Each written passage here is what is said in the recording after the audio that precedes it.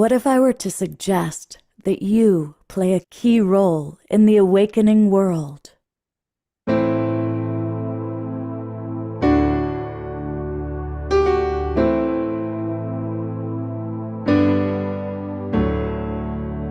that you are watching this because you have heard the call.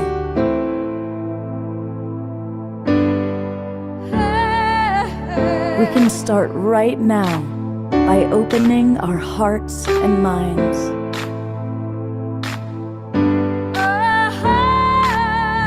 Welcome to the awakening world.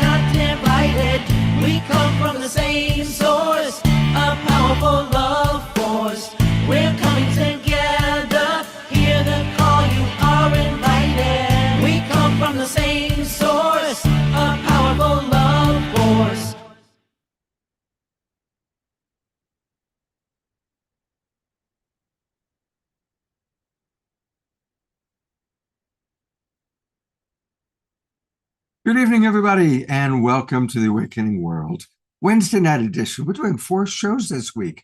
We had Marianne Williamson on Monday night. We have Cynthia Tina tonight, who is the most wonderful guide to intentional communities. Then we'll be back, of course, on Saturday night with our regular show, collaborating with Tangela and Soul Search. And then we're going to do a Sacred Sunday show this week. And the Sacred Sunday show will be at 12 noon. So it's a 4-show week. And but one thing you can always count on, we're going to start every show, God willing, with our beloved Omashar. Here he is to get us off to a rousing start. Take it away, Brother Omashar.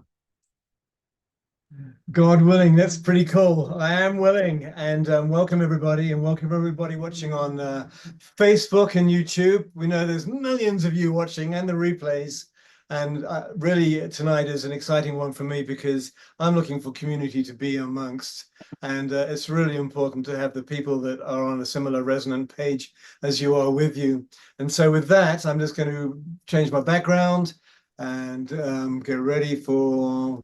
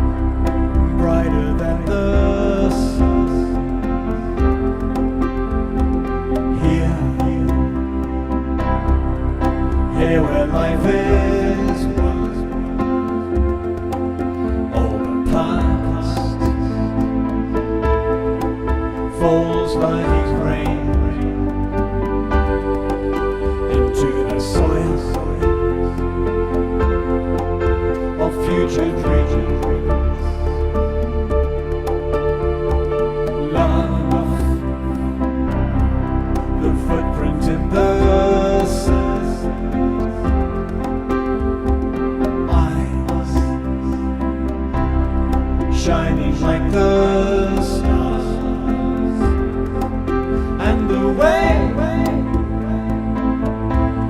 is suddenly so clear, and we know what has to be done, and still we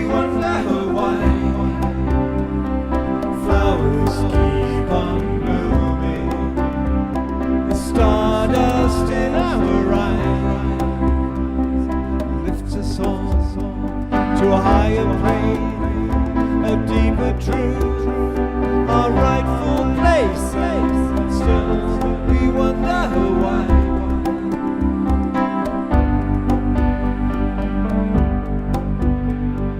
Life,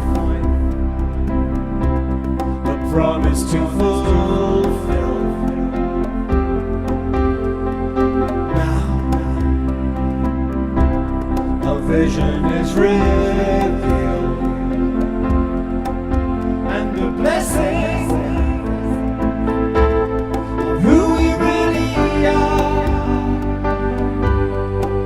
can be felt throughout our world. And still we wonder why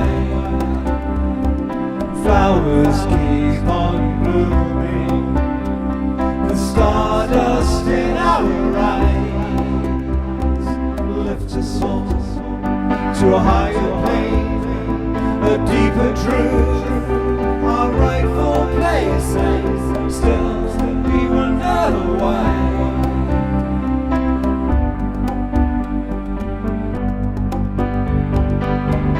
Light brighter than the sun,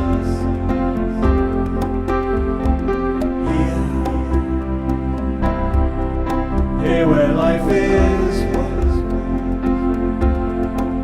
all the past falls like rain into the soil of future dreams. Still we wonder why.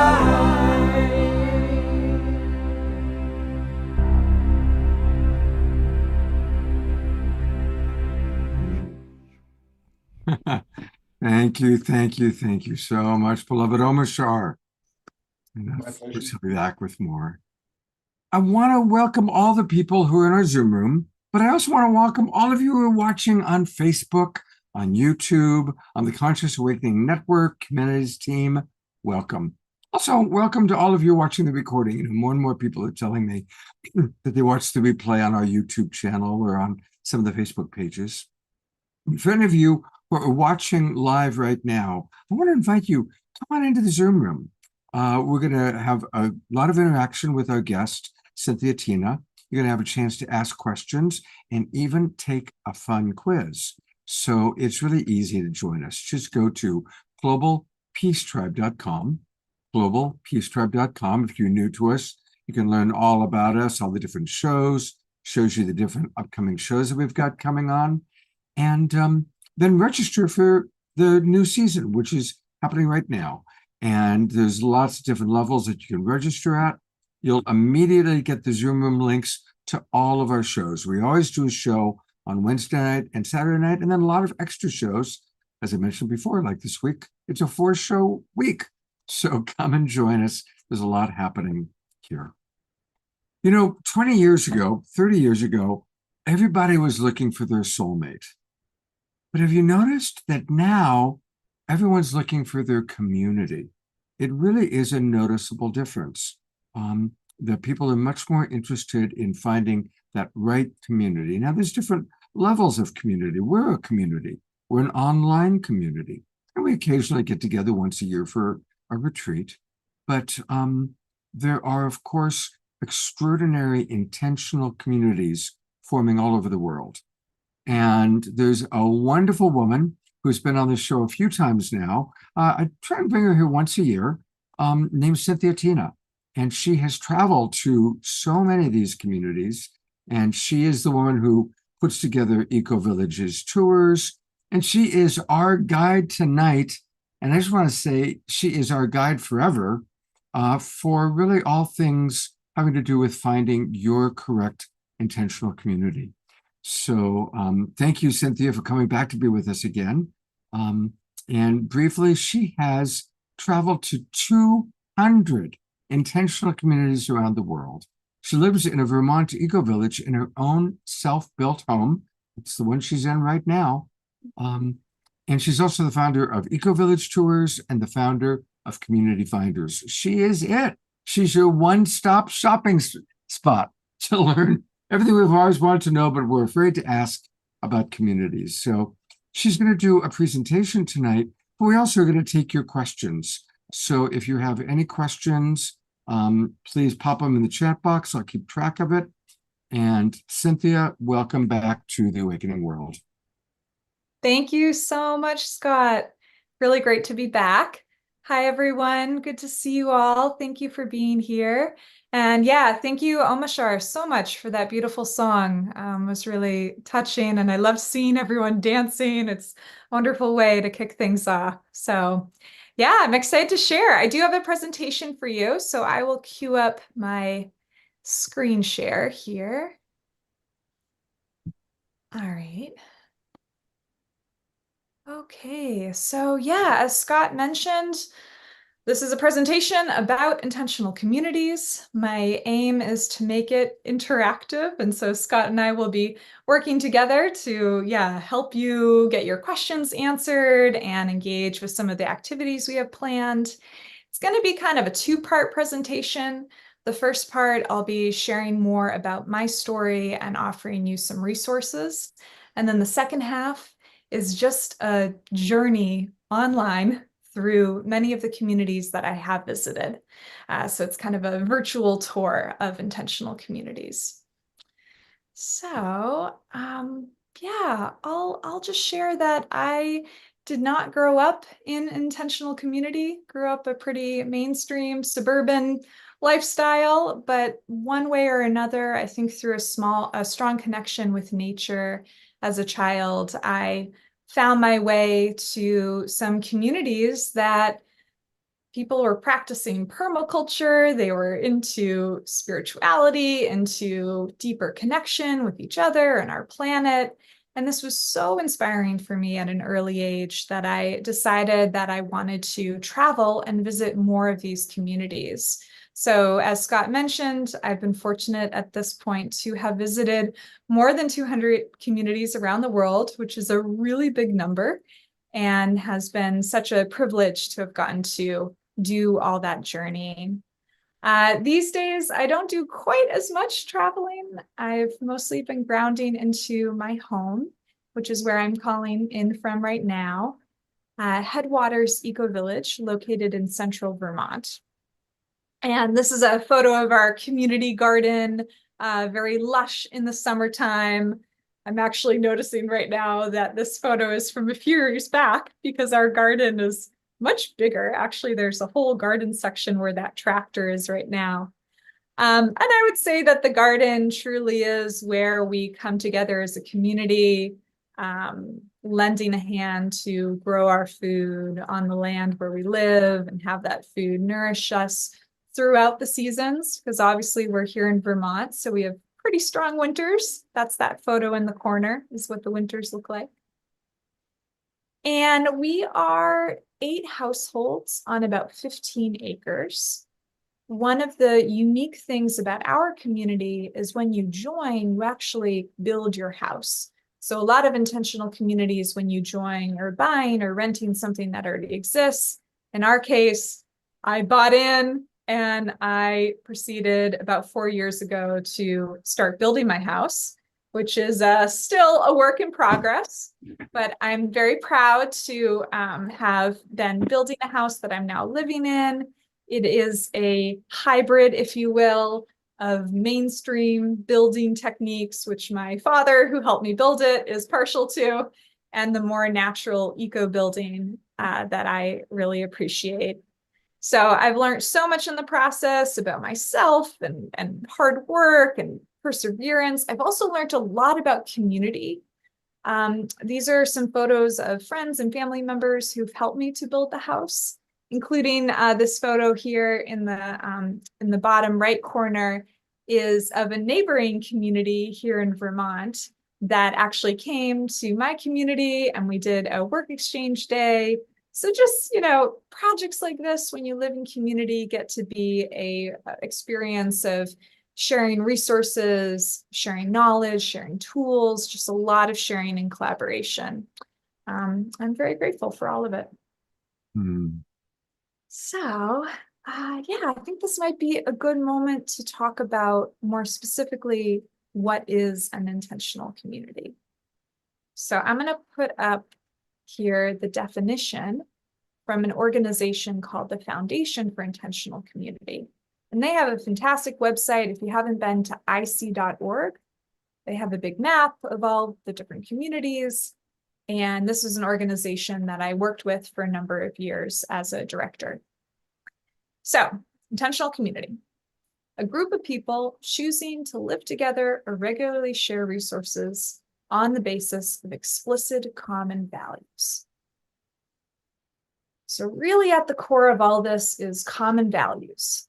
When that initial group of members get together and say, we want to create an intentional community, they first come up with their values, their vision, their mission statement, and then future members buy into that.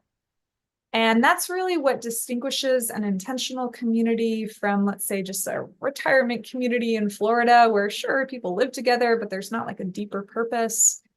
And really for our focus today, we're going to be speaking about residential communities. Because certainly, as Scott mentioned at the beginning, you all, the Global Peace Tribe, you are so much a community, but an online community mostly. And a lot of what I'm going to be talking about today are communities that some of them even started out as online communities, but now they are living in close proximity with each other. And these are some of the terms you might have heard referred to describe an intentional community, like eco-village, co-housing, income-sharing communities, kibbutz. And I like to think of intentional community as an umbrella term that includes many of these different types of communities. So it can be a little confusing, like if you have been on that directory that I had mentioned earlier at ic.org, there's a big map of communities and there's all these different terms and different models, decision-making structures, economic structures. And that's what I hear a lot, that it is overwhelming. So what I try to do with my work is be a guide, simplify it as much as I can, and really help people determine what's important to them so they can identify a community that matches their values and their lifestyle. So that kind of brings me to this community type quiz. So on the last slide, I showed you some of the types of communities. Well, I've made it, I hope, a little more simple, maybe even too simple, by putting together a quiz where you can indeed answer a few questions and get a quick assessment on what type of community may be a fit for you, or at least a starting point for further research. So yeah, I don't know if now's the moment to do the quiz, but we want to create a moment for us all to do the quiz together. I think right now would be a terrific time, Cynthia. And already a lot of people are commenting, enjoying you and the presentation and sharing a little bit about their situation. So let's do the quiz. All right, great. Yeah, let's do the quiz and I'm going to check out the comments. Yeah, so to do the quiz, you can just hop on your phone, communityfinders.com/quiz, and it takes about 2 minutes. So don't overthink your answers. You can always go back and take it again. And once you do finish the quiz, you'll actually land on a page that has a video of me describing your community type in more detail. So that's also something that you can watch later. So again, reminder, everybody, go ahead and go to communityfinders.com. And right at the top, you'll say, take the quiz. And I'm taking it right now. And quick question, like on the first page, are we allowed to choose multiple choices or just one choice? Just one choice. Okay, so the most important choice. Yes. And what I'm going to do is, for people that for whatever reason can't do it, I'll actually take the quiz and show people my answers. So I'm going to do that for a moment here. So here we go. For anybody who can't pull it up on their screen, what I most want from a community is to know and trust my neighbors, food and energy self-sufficiency, to help create a socially just world, connection with my inner and outer self, and affordable. These are all, I want it all. Gosh. All right, I'm going to choose to help create a socially just world. What my dream community looks like: hard workers enjoying their garden harvest, lovely neighborhood with children playing. Yeah, don't like kids. No kidding. Free spirits having fun and expressing themselves, co-creators chilling with snacks and laptops, and group joining in conscious contemplation. Now, again, these are all really great choices. Oh my, I think I'm going to go with the garden harvest. My dream community is located here, an urban or city center, suburbs or a small city, within an hour of a city, rural area, or wherever, so long as the values and people are a fit. I'm going to go with the last one there. Follow the flow. My housing preference and community is a naturally built home within walking distance to yoga and meditation spaces, a house or apartment with its own kitchen and bathroom, room with a shared kitchen, work, and art spaces. Anything works so long as the community is diverse and affordable. Well, once again, I'm going to follow the flow and go with that last one. In my dream community, we grow as much of our own food as possible. Yes, definitely. Not a priority for me. This would be one of many missions of the community. Yes, we would like to cook our own veggies for retreat guests. Sure, some backyard veggies would be great. I really like a garden, but I'm going to go, this would be one of many missions of the community because I would want there to be other missions. Visitors would mostly come to our community to visit with family and friends, join in a weekly potluck, join retreats and transformational experiences, learn about alternative economic systems, or learn about sustainability and self-reliance skills. I want people to come to our Global Peace Tribe retreats, so I'm going with that one. People would earn a living in our community through completely separate finance and outside jobs, but we all pitch in to grow food. Running retreats and programs on site, other businesses that we own collectively, doesn't matter as long as people are able to pay dues. Now, that is a really big decision here. Like, that's a big one, Cynthia.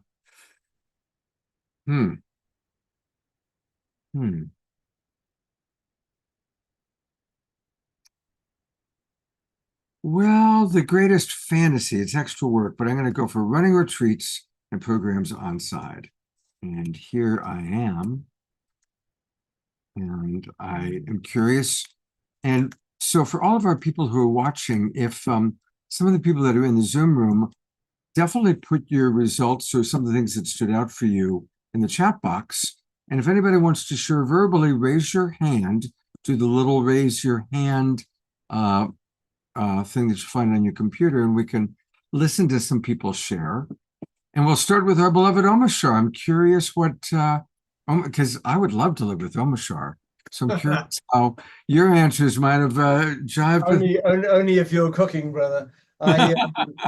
It's interesting because it only allows you to do one click, right, for everything, and it takes you to another page. And there was at least 2 or 3 on every page that I would like.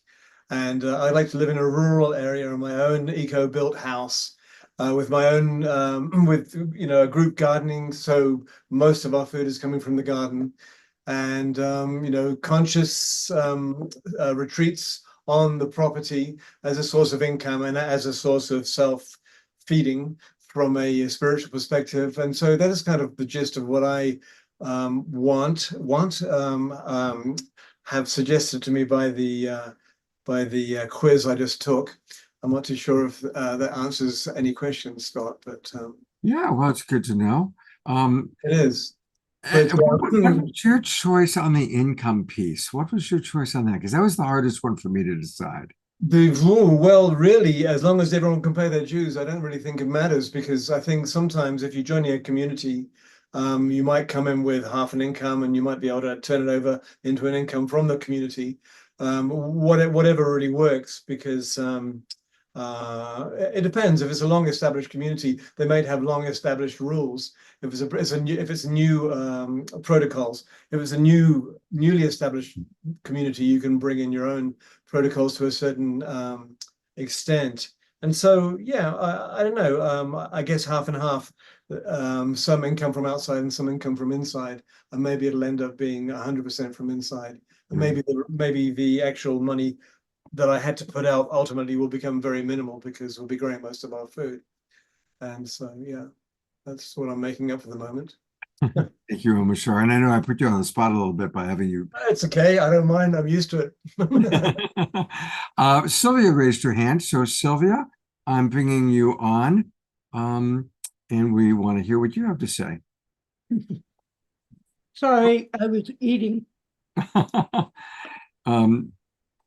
Do you want to? I got the commune. Between bites.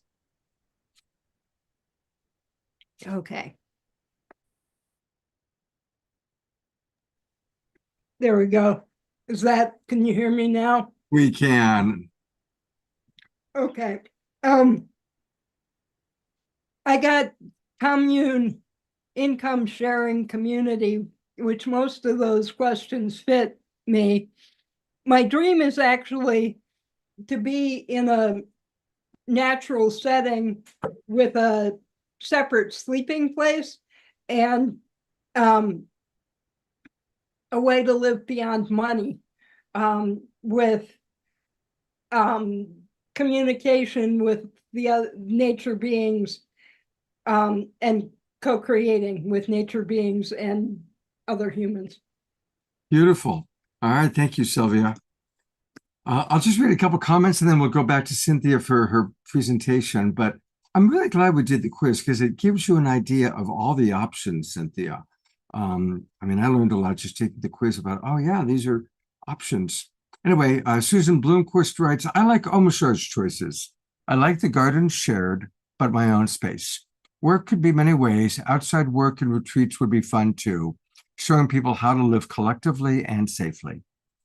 Carol writes, I love food from the garden, but I don't enjoy doing the gardening. I actually enjoy gardening myself. She's into a weekly potluck. She wants the separate house with spiritual transformation. And George Noble says, we had both at our garden in San Diego, and some members were very experienced growers. Now, where I'm living, we have a garden here, so I'm big on the garden. All right. One more came in. Scotty Satori, who I know is in Kauai right now, says, I'm a clean freak, so my own space with the kitchen. Okay, there you go. Cynthia, thank you for letting us take this little time out, and I'm going to turn it back over to you. Great. Yeah. Thank you everyone for playing along and taking the quiz. And I also noticed in the comments that we have Susan from Valley Oaks Village, which is a co-housing community in California. So it's great that there's somebody here who lives in an intentional community. It's awesome. All right. So I'll queue up again the presentation. And thank you so much for taking the quiz. I do think that it is a form of self-reflection, as well as learning about the different types. It's also a moment to check in with oneself and see, okay, what's really important for me, and to actually begin to visualize the future community that you may want to live in. Let's see. Is that coming up for you? Yeah, there we go. Community Finders. Okay, great. Yeah, so I'll just mention briefly, the quiz is one of many resources, blog articles that I have on the Community Finders website. So if you want more of that kind of thing, head over to communityfinders.com. And now I want to talk a little bit about why live in an intentional community. And I think we've been dancing a little bit around the reasons why. And I wonder if folks wouldn't mind putting into the chat why you think you might want to live in an intentional community, or why you think that intentional community living is important.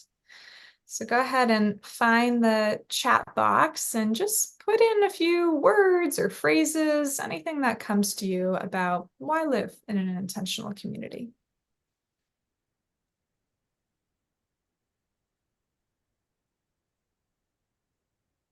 And there's no wrong answer here. It's really more about just like getting into that mode of thinking about it.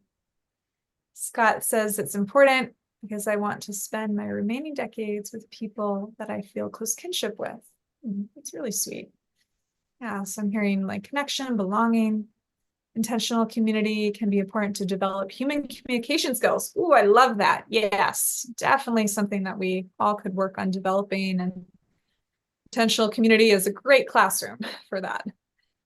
I love the idea of living with individuals who have like-minded lifestyle and viewpoint. Yeah, finding like minds or similar spirits, kindred souls. Absolutely. Great. Well, feel free to keep putting into the chat. I'm going to share my next slide, which is some of the top reasons in my mind about why intentional community. And I have connection here at the top, which I think was the one that Scott and others have put in. And for me, it's connection within community, and it's wonderful to have neighbors that you feel close with, but it's also important for the world that we live in that's incredibly lonely right now. Even before COVID, we had an epidemic of loneliness, and it's just getting worse. You know, so many of us are now turning to our devices and phones for connection when really we feel divorced from our neighbors and the people living around us. So I really feel that intentional community can be an antidote to the loneliness crisis and also enable us to live more lightly on the planet. Like, why do we all need to own our own lawnmowers or cars or washing machines? There's so many resources we have that we don't use all the time. And so why not share those things and create more connection through doing so? I think that enables us to be more resilient, especially with the challenges coming our way. Actually, I didn't mention it at the beginning of the call, and I thought I should, and maybe this is a good moment, but it's evening here in Vermont, and we've just had rain throughout the day, and Vermont, unfortunately, has been struck by really heavy rainstorms that have created flooding. That's been a huge challenge for our towns and people living in the lower lands, a lot of homes getting flooded, roads getting destroyed. And yet, living in community as I do on this hillside, I feel so much more resilient in the face of this because of the connections I have with my neighbors. If I need something, if I feel concerned, I know there's people next door that I feel comfortable enough to go to. And that really makes me feel more supported. So having that community support, you know, somebody who you can turn to and knock on their door if you need to share something or ask for something or give something. Collaboration too. I think the person earlier who had mentioned about learning communication skills. Yes, learning communication, learning collaboration. We have so much divisiveness, right, going on in our social and political landscape. I think that intentional community is, yes, a place to find like minds, but that doesn't mean you'll always agree. So also learning how to come together through difference and make decisions, have good governance, have conflict resolution. Intentional community teaches us all of that. And absolutely fun. You can see this photo here of the summer games we have at our community. We have a lot of kids in our community, and you know what that means. A lot of birthday parties. Just probably the main way that we gather. Like, we have way more birthday party celebrations than we do like business meetings in our community. And I think that's absolutely how it should be. Okay.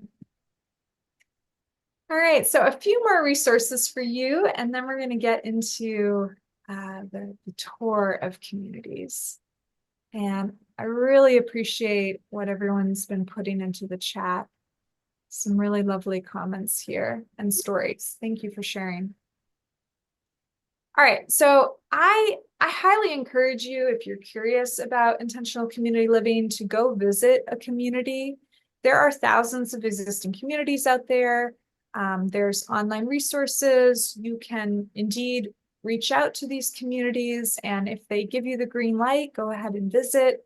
Some communities are open for certain weekends of the year, or they offer workshops or programs. Nothing beats getting your feet on the ground and actually experiencing what a more cooperative culture looks and feels like for yourself. I also know, though, it can be overwhelming. That's what I hear most often from people looking at the map or contemplating outreaching to community. And especially if you're on the path of looking for a community to join as your home, you're going to want to visit more than one communities. And that can be logistically complicated. And that's part of the reason why I created another organization called Eco Village Tours, where we bring small groups on trips to different locations around the world to visit communities over a multi-day tour. So we're kind of becoming as a community as we travel with a small group, and we're also visiting communities and getting to really spend dedicated time with the founders and residents, because they are prepared for our arrival as a group, which you may have a little bit of a different experience if you go visit a community on your own, where you're just a random visitor, and maybe the people living there don't have as much time to give you, the full attention you would want. So yeah, ecovillagetours.com. You can see all of our upcoming tours. We have some really nice ones planned. And I also want to offer you all, the Global Peace Tribe, a gift of $200 off of any tour that you choose. And you can get that gift by using the discount code TRIBE. So remember, Global Peace Tribe, TRIBE is your discount code. That is so cool, Cynthia. Yeah, Thank you. Thank you. Thank you. absolutely. That's really cool of you. Thank you. How long will that, is that like, is there a limited time of when we have to, or is it kind of logged into your system? So a month from now, if somebody wants to go to Costa Rica, they can still get that discount. Yeah, you can definitely get the discount for Costa Rica and any of our tours, but the code itself you have to use within this calendar year. Within this, okay, well, that's plenty of time. Plenty of time. Okay. Yeah, it's good. It's, I really want folks like you all who are really steeped in this more conscious way of living and learning to go to places where you get to feel it and see it expressed in these beautiful gardens and homes and renewable energy, all the things that intentional communities bring together. So yeah, hope you take it up on the offer, and feel free to write to me, of course, if you have any questions about it. Okay, so yeah, that was most of what I wanted to share in terms of resources that I offer. Now we can get into exploring some specific communities. And this might be a bit of a whirlwind tour. You might feel like it's a lot. So I encourage you to just relax in your chair and just soak in some impressions of these different communities, and really the diversity of forms of communities that exist out there, and see, which ones do you kind of resonate with, which ones less so, and just enjoy this tour. Okay, sound good? Absolutely. All right, let's And do there it. is a question which you can get to later, wondering about systems of governance, and decision making. I can answer that briefly right now. So in our community, we are fortunately small enough that we can get away with a loose form of consensus decision making. We aim for consensus whenever possible. So it's a very participatory form of decision making, where we hear from everyone who's part of the community. And then in the case where we cannot reach a decision on a financial issue, we do have a voting mechanism as a fallback. So because we're a small community, we can kind of, I say, get away with something that's a little looser. For Mm. some of these larger intentional communities, they go with something that's much more structured and formal. A lot of communities are veering right now towards sociocracy, which is a dynamic governance model, and again, really fosters that kind of participation and collaboration. So sociocracy is, if you want to look that up. How large is your community? How many people are there? Yeah, we are 12 adults, and gosh, I think it's like 9 or 10 kids. Wow. And and the cool thing though about our community is, don't imagine us as like a little bubble off in the woods. We are so connected to our neighbors and the farms and the homesteads. It really feels like our whole hillside is Mm. part of our wider community. So when we have like potlucks or parties, we easily have 40 plus people who come from the surrounding. So Wow. yeah. How wonderful. How many acres do you have? Our community has 15 acres. 15, 1-5. Yeah, 1-5. And we're fortunate to be backed by hundreds of acres of woods and farms. So some pretty extensive trails for running and skiing in the winter. Beautiful. Yeah, it's a sweet spot. Okay, all right. So now other communities. I have recently, in the last years, begun to start my presentation with talking about Ukraine, because some people may not realize that there is a strong network of eco-villages in Ukraine that have been providing safe haven and refuge for refugees and people fleeing from the cities. There's a great documentary you can watch online called The Green Road that talks about this network, and also how it's spread throughout Europe, with other eco-villages signing on to be points of refuge for people fleeing Ukraine. So really showing the power of communities as a network in moments of crisis. Yeah. We also have here a very large community, probably the largest one in the world, which is Oroville, also known as the Universal City, located in India. I've gotten to visit Oroville, and we're actually like in the early phases of planning a eco-village tour for this winter to go visit Oroville, which I'm very excited about. And what you're looking at is a photo of the Matterhorn deer, which is the physical and spiritual center of this community. 50 years ago, this was just barren land, and these people have come to re-inhabit the land, regenerate it with all these neighborhoods and farms and gardens, and really to become this center for human unity. So the Matterhorn deer is a giant leaf-covered meditation temple, and I think equally as impressive as the man-made structure is this giant banyan tree off on the side. And you can see, these people walking on the path, just to give you a sense of the scale of this thing. And that's one banyan tree to the right. That's one tree. Yes, it's amazing. Wow. Yeah. So Oroville is a very special place. Also, one of the older kind of hallmark communities in the movement is Findhorn in Scotland, which is also a spiritual community. It began similar time, around 50 years ago, on the far northern beaches of Scotland, so very sandy soils. And the residents of Findhorn were famed for being able to grow these giant cabbages, and they attributed that to their strong connection with nature. So Sylvia, I was thinking of you and the nature deities, and Findhorn is all about that. And they're growing strong with around 600 residents to date. And okay, so Sirius Community is a sister community to Findhorn in Scotland. So some residents of Findhorn came to the United States. We want to create something similar. And they started this community in Massachusetts, where I got to live for a year and a half and had some very formative experiences, learning about spirituality and community and connection with nature.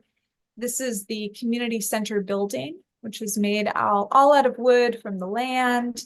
has a giant passive solar greenhouse on the southern wall that actually just inspired the design for my home and the greenhouse I have in my house. And Sirius is much smaller, only around 30 residents, but probably a closer one for some of you to go visit. Then we have Eco-Village at Ithaca, which is the largest eco-village in the United States. And they're located in New York, Ithaca, New York. And this eco-village has 3 different neighborhoods, a bunch of farms, lots of land. They try to grow their own food as much as possible, produce their own energy as much as possible. It's really like a model eco-village. And they're very open to people coming and taking tours. If you want to go visit, this is a good one to check out. Okay, so I've been talking mostly up until this point about eco-villages. Now I'm going to talk about co-housing. And I know one of you mentioned living at a co-housing community in California.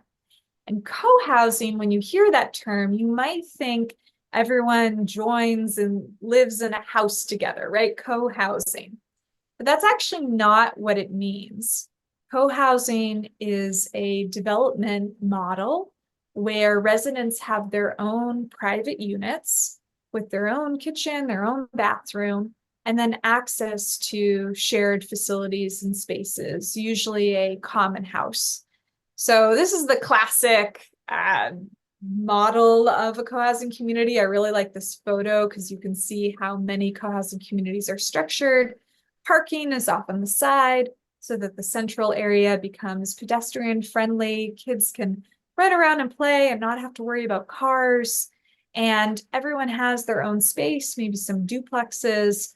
And then over here, access to this common house that has a much bigger kitchen, dining space for meals a few times a week that residents share. Okay, so that's the co-housing model. Co-housing is a buy-in structure. Typically, you're buying a home within one of these communities, so they can be a little bit more expensive than other forms of community living. But if you're really looking for your own house, you're definitely going to get that with a co-housing community.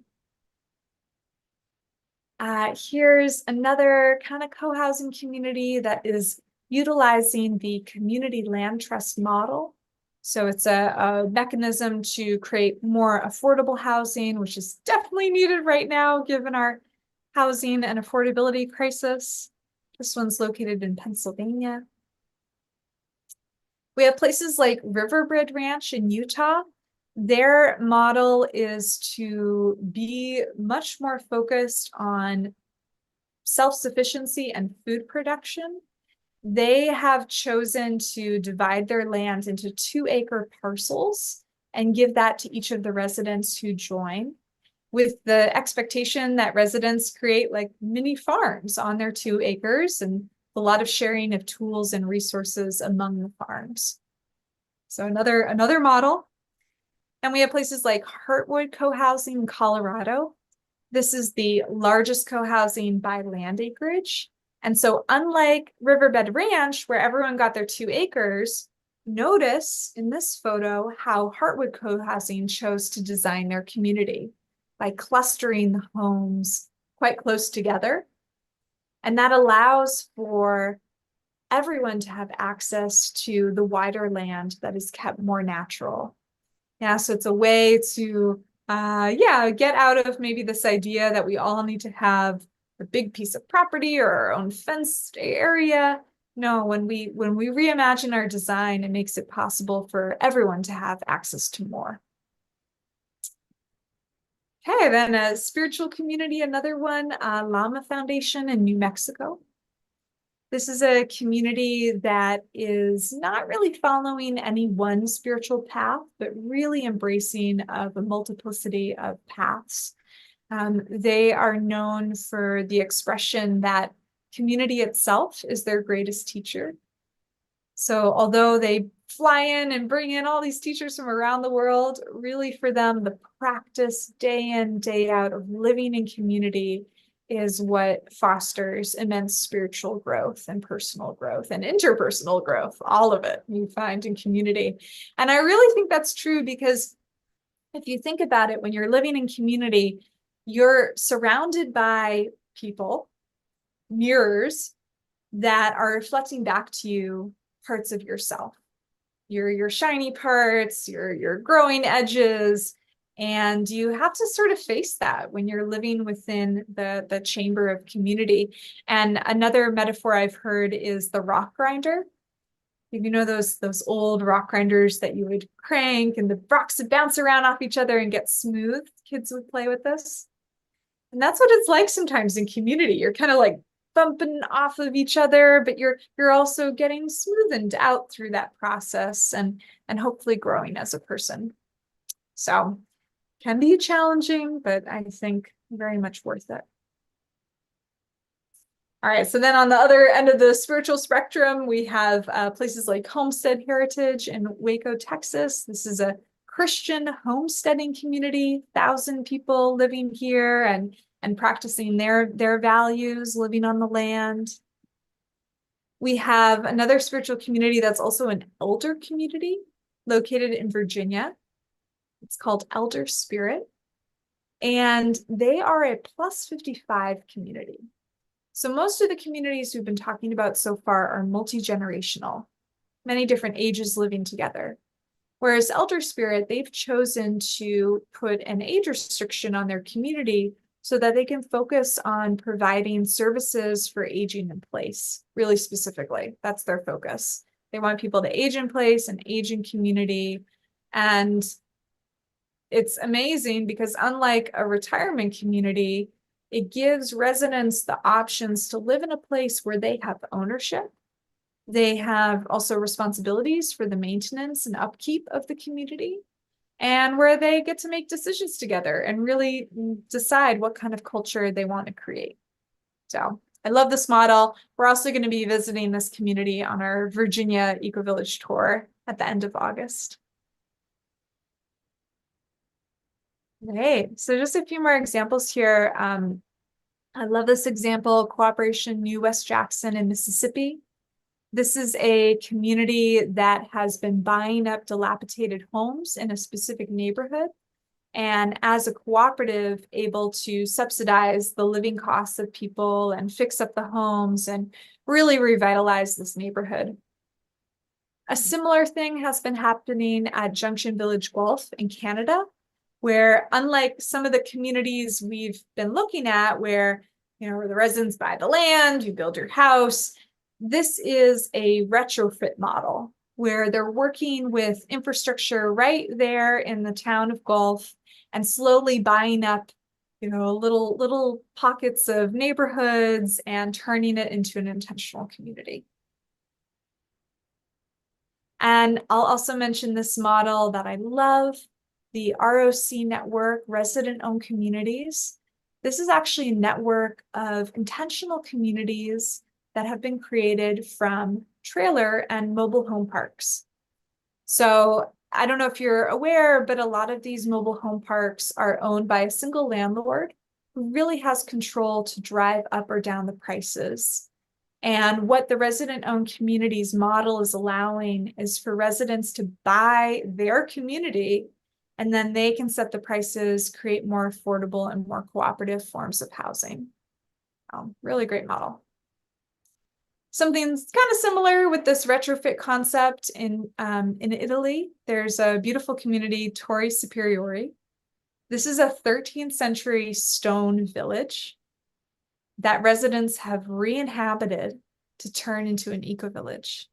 And this is happening throughout Southern Europe, where there's all of these beautiful but dilapidated old stone villages that residents are able to come into and fix up and live in a way like they did in the days gone by as villagers.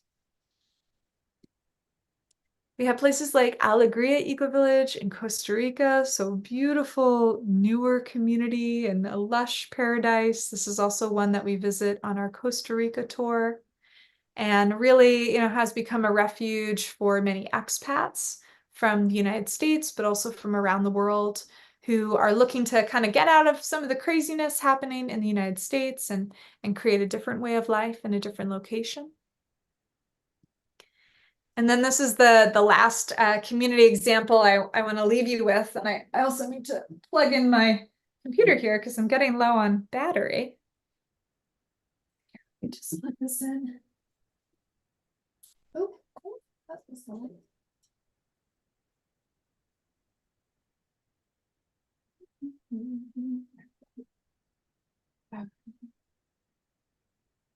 All right. Are you still with me? We're right there with you. Okay. Okay, good. Sorry. I went to put in the charger to the outlet and I unplugged my lamp at the same time. All right, so last community here to mention is Traditional Dream Factory, which is located in Portugal. And this is an example of a DAO community, a decentralized autonomous organization. I would say this is sort of the cutting edge of intentional community development. All the young people are really interested in this form of using blockchain technology and new digital forms of technology that we have to make decisions and do community in combination and concert with these online tools. So it's very interesting to see the directions that community living is taking from the hippie era and all the way through now to some of these DAO models of intentional community living. I think all with the spirit and the intention to create better ways of life for ourselves and our families and our elders, as well as to be a model of what a better world could look like and really be those centers for experimentation and exploration. And that's what I love about communities. All right.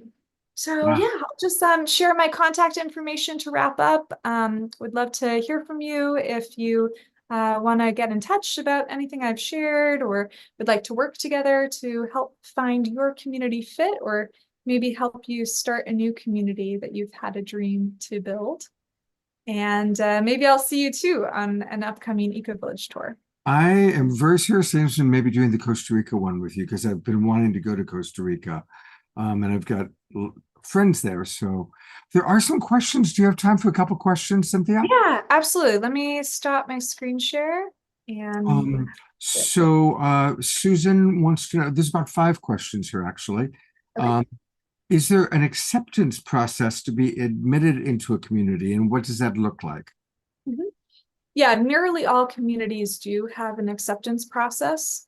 And it's something that if a community says they don't, I would think of that as a red flag. So typically the acceptance or membership process in a community is a multi-step process, which typically starts out with you getting in touch with the community, maybe having some email back and forth, maybe a phone call, maybe joining an online event that they're hosting. And then at a certain point, actually going and visiting the community, meeting some residents, maybe participating in a work day or an experience program. And then from there, there'll be a moment where you and the community both decide, hey, now's a good moment to make this a little more formal. You might submit a formal application. You might go through a formal review and acceptance process with the community, where they might ask you some deeper questions about why you want to live there and your intention. And it's also an opportunity for you to ask the community some questions. Beautiful. And depending on the buy-in structure of the community, you might ultimately be looking at renting something or buying a home, or like I did, buying land and then building a home. That really varies. And it also varies the duration of the membership process. Like some communities have a membership process that 6 months, a year, maybe even 2 years before you're considered a full member and have full decision-making rights. Well, okay. Yeah. Quick question. George wants to know if you're familiar with Twin Oaks community in Virginia, the hammock making cottage industry and tobacco. Is that still going strong? Oh yeah, absolutely. I actually have one of their hammocks in my backyard. And they are, yeah, Twin Oaks is a income sharing community. It is one of the oldest intentional communities in the United States. And we will be visiting Twin Oaks during the Virginia Eco Village tour. And we'll be kicking things off there every year. They have a big communities conference. So we'll be starting the tour there over Labor Day weekend for the conference. Okay, well, George, you might want to go to that. Eleanor Joy, who you saw dancing earlier, says that she's loosely affiliated with the co-housing in Nanaimo, a great community. Are you familiar with Nanaimo? Nanaimo? I don't, in Greece? No, that's in Pacific Northwest, in the Pacific Northwest, near Vancouver and Seattle. Nanaimo. I'm not sure I am actually. Okay, Trying to look to see. Nanaimo. So Eleanor Joy, if you want to put more, if you have want to put more information. And it's on Vancouver Island in British Columbia. Oh, you are Eco Village? No, I'm not. We're loosely associated with the co-op housing there. Okay. What's it called? What's it called? No, the other one. Oh, The main one. Pacific Garden. Pacific Gardens. Ah, yes. I'm Housing. familiar. And it's pronounced Nanaimo. Nanaimo. Okay, beautiful. Yeah, thank you for sharing. I've been to Vancouver Island to visit OUR Eco Village with Yes. Brandy. That's in the Duncan area. Yeah, exactly. That's right. Yeah. Yeah. I've known the woman since she started it, and I've visited there several times. Okay, yeah, Brandy. Yeah, she's that's a right. house. Yeah. Yeah. Okay. Thank you. Cool. Thank you. Beautiful. And Ayada just wrote, our Eco Village on Vancouver Island is an incredible place, and Brandy, an incredible woman. And that's from Ayada, another person who's in the Zoom room with us. So I think there were two more questions that I saw. Sylvia, who you met briefly, the one who was eating dinner when I called on her, asked, are you aware of communities that combine aging in place with elder and youth care and holistic healing? Elder and youth care and holistic healing. That's an interesting combination of things. It's not quite what you're getting at, but there is a beautiful model of intentional communities starting where it's combining elders with children who are in the foster care program. So it's a really beautiful matching of people who, demographics that both need connection and support. And one example of that is the Treehouse community located in Massachusetts. So if you want to research that one a little bit, and I suppose there's elements of healing there as well. Yeah. Beautiful. And Ayada is asking, she was stating just about the Fintorn folks and how they first really brought to our consciousness the ability to talk to plants and communicate with plants. And that started with them. All right, well, we're gonna close Cynthia's part by watching a video. This is a fun video that she sent me. And so let's take a look a little bit more about what she does.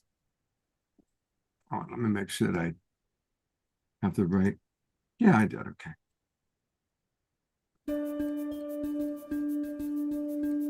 We are eco-villagers in the making.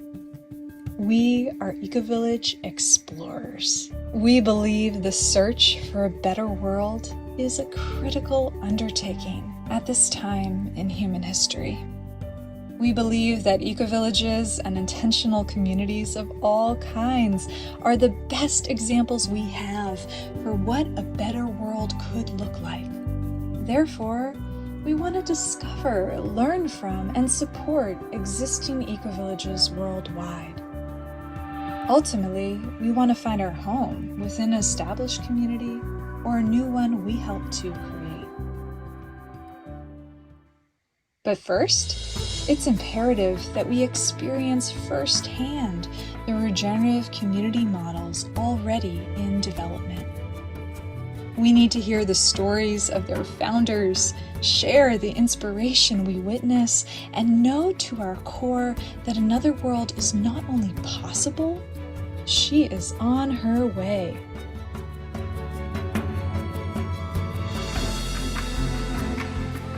Not only do we want to travel to communities, we want to become a community. We know the relationships forged among our fellow explorers is fuel for our individual journeys forward. Because ultimately, it's not about finding a better world. It's about improving the expedition and getting others to help join in the search. That starts with you. You are the better world. Now step into it.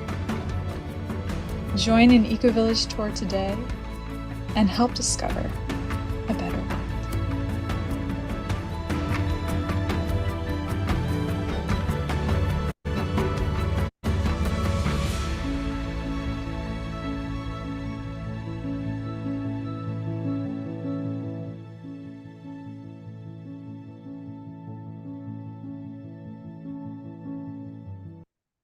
That is a wonderful video, Cynthia.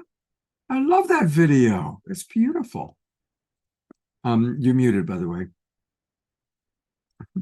Thank you so much. Yeah, that was footage from our Costa Rica trip last January. Yeah. Beautiful. Was that you in the waterfall? No, that wasn't me, but I was watching that and it was epic. That waterfall is like, I don't know, 40 feet tall, like amazing, amazing. Wow. No, beautiful. Well, one more time, just to remind all of the people watching, especially on Facebook, her two websites. First one we're going to take a look at here is communityfinders.com. Community Finders, and that's where you can take the quiz. And so go to communityfinders.com. And then her other website is Eco-Village Tours, and that's what we were just watching the video for. And again, if you go to that website, ecovillagetours.com, that's where you click and see the video we just watched and really learn all about the various tours that she's got coming up. And again, a tour of Vermont coming right up July. 2025. Okay. Yeah, but we did just do the Vermont tour in July earlier this month. Yes. Got it. Okay. Then she's going to Sweden next month. Yes. Then Virginia, which she talked about before, and then Costa Rica, which is the one I'm interested in. And just click view all upcoming tours, and that's where you can see all of them. So if you want to visit an eco-village, do it with Cynthia, that's for sure. I know that I'd like to. So Cynthia, thank you so much you just do a wonderful job. You really do. And you have so much joyfulness, and I'm sure a lot of people would love to be in community with you. And a lot of comments coming in here too. I'm seeing that too. So thank you very much for being with us. Yeah, thank you so much, Scott. I really appreciate the opportunity to share. This was a wonderful experience. And thank you everyone for listening and your questions. Thank you, Omashar, for the music. Yeah, wonderful to be part of this. Thank you. Absolutely. God bless you. And we are going to, of course, close with an Omashar song. But before we do that, we're going to do some announcements, and then we're going to do a prayer. Obviously, there's a lot going on in the world. Jerry, do you want to share a little bit about what's going on in Venezuela, since we're going to lead a prayer together? I just spotlighted you. Thank you. Yes. The monastic monastery has a monk that originally joined with us while he was in Ecuador. And at that time, he was fleeing from the problems that's happening in Venezuela. The audience might not know how serious this problem is in Venezuela. The average person last year lost 29 pounds. Just take that in for a minute. Every single person in the country losing 29 pounds of weight. So it's very serious there. And he felt he had a patriotic duty to go back to Venezuela just to vote and give his vote for this situation. And now he's trapped there. I did get a text from him tonight that he is safe, but he is trapped there. He cannot get out of the country. So I would like to ask that if we could make a prayer for his safety and that some opening would happen so he can get back to Ecuador and his job and his work there. What's his name, Jerry? I've got him up on the screen. Elvis. Elvis. Yes. Yes. Yes. So We can make a prayer for him, each of us in our own heart, asking the Holy Spirit to come, the same one who gives us breath, every breath, that they would support him and all the turmoil that's going on in that country right now. So if we could just send a nice blessing to those people, as Scott always says, infinite blessings to those, however that translates to Maximum grace. Maximum grace. grace. Maximum grace for the people Yes. of Venezuela.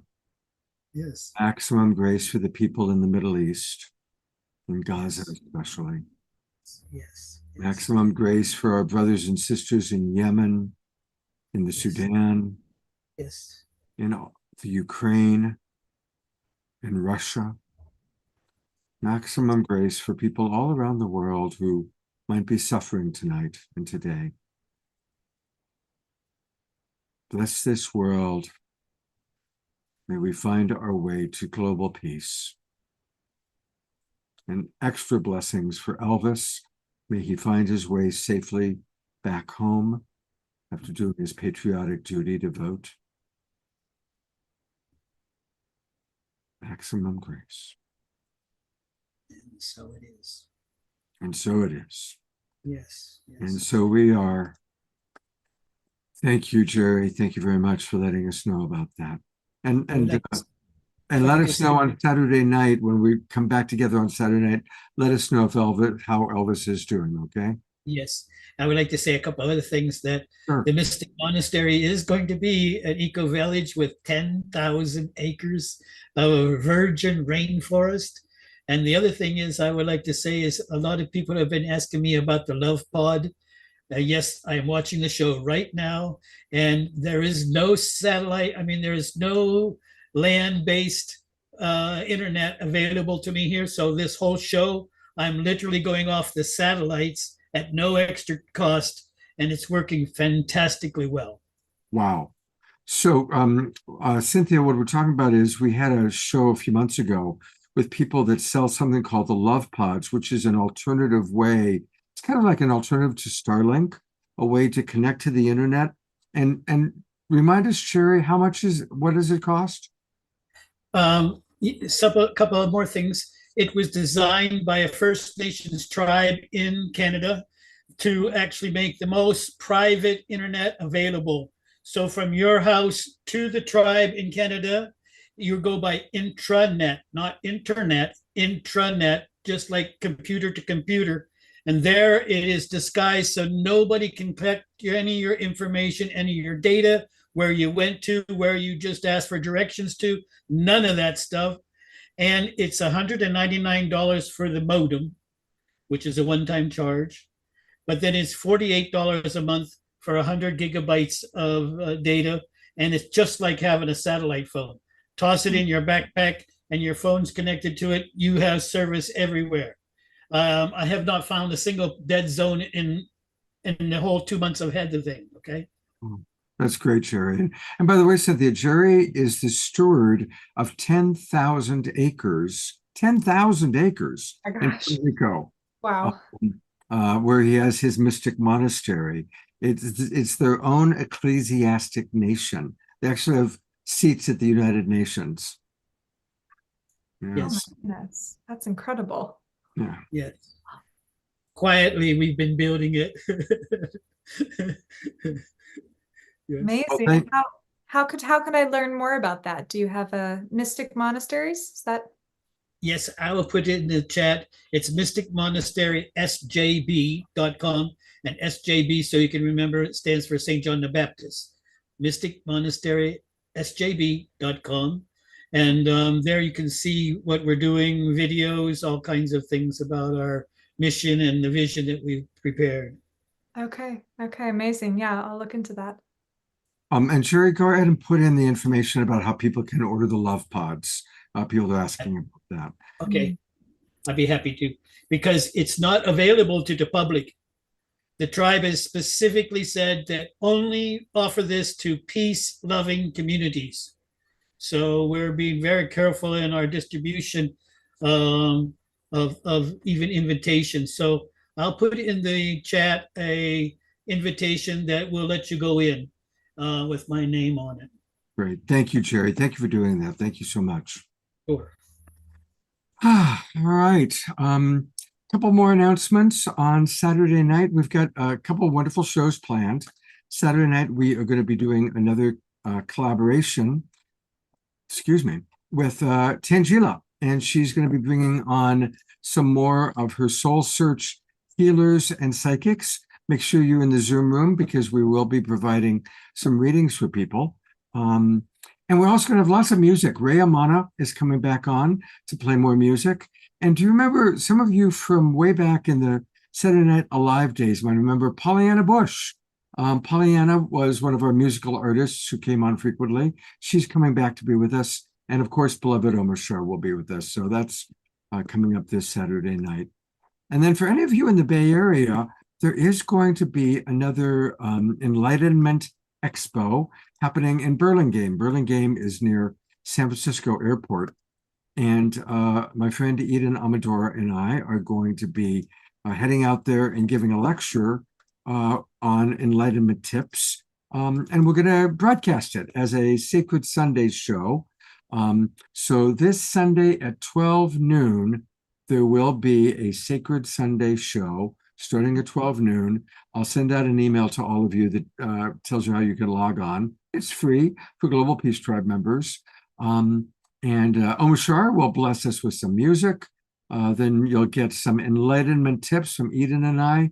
And then Tangela, who will co-host, and her husband, Charlie, are going to also come on. And they're going to then, after Eden and myself, they're also going to provide an hour of some really fun experiences. So join us on Sunday. It's free for all of our Global Peace Tribers.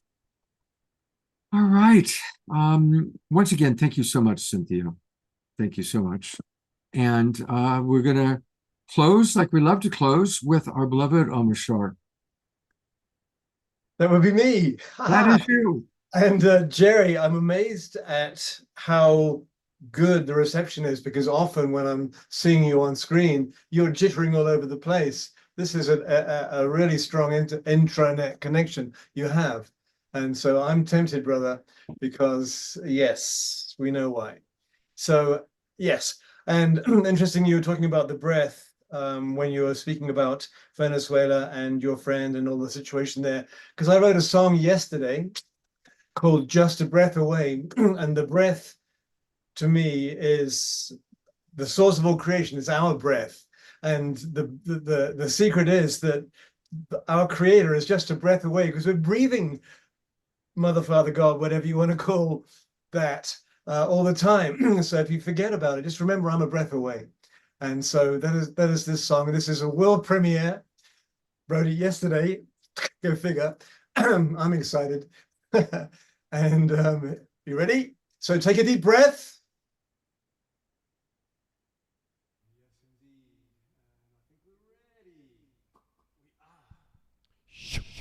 All right.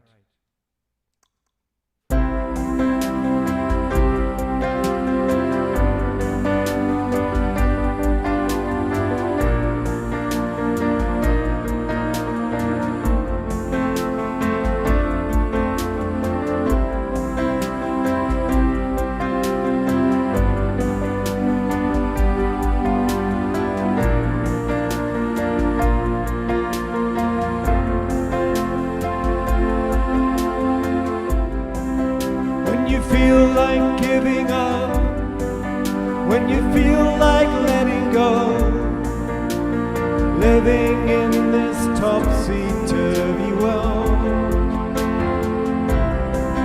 when it seems that all is lost and you don't know where to turn, the future seems so very far away. Just know there really is a plan. The sun will always shine, and with your hand in mine, all heaviness fades away. The love in our hearts will melt the darkest day.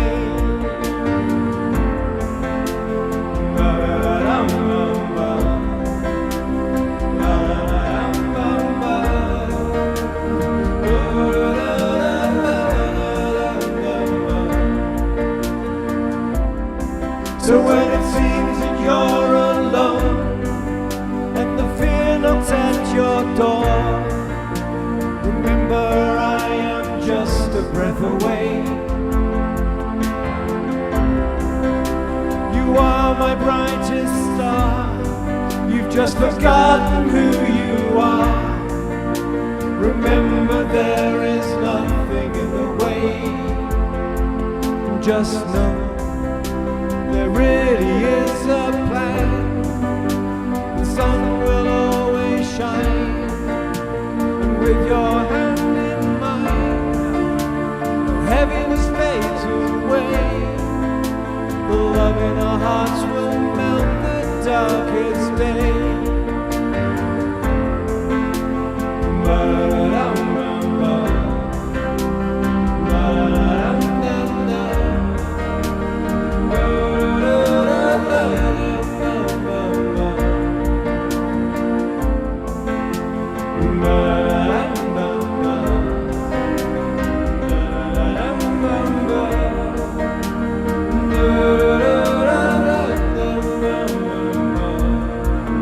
Just know there really is a plan. The sun will always shine, and with your hand in mine, all heaviness fades away. The love in our hearts will melt the darkest day.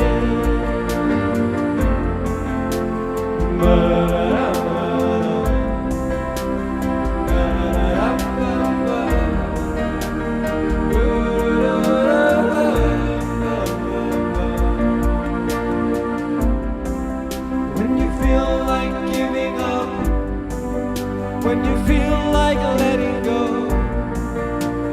living in this topsy-turvy world. So when it seems that you're alone, and the fear knocks at your door, remember I am just a breath away.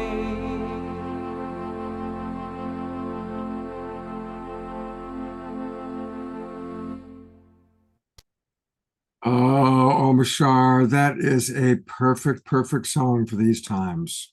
A really, really perfect song for these times. It is.